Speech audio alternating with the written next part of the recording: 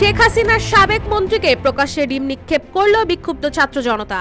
হত্যা মামলায় গ্রেফতার সাবেক সমাজ কল্যাণ মন্ত্রী নুরুজ্জামান আহমেদকে স্বাস্থ্য পরীক্ষার জন্য হাসপাতালে নেওয়া হলে সেখানে তার বিরুদ্ধে জানানো হয় এই তীব্র প্রতিবাদ।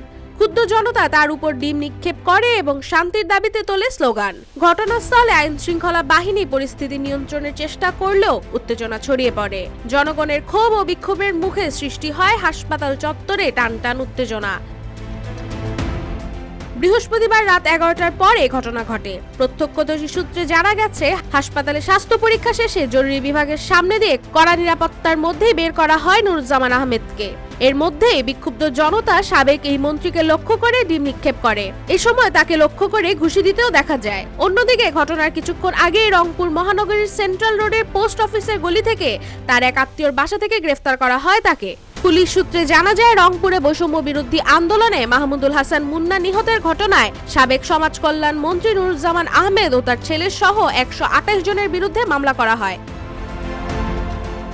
গত বছরের 29শে August Rangpur metropolitan magistrate Kotwali আমলি আদালতে মামলাটি করেন মুন্নার বাবা আব্দুল মাজিদ।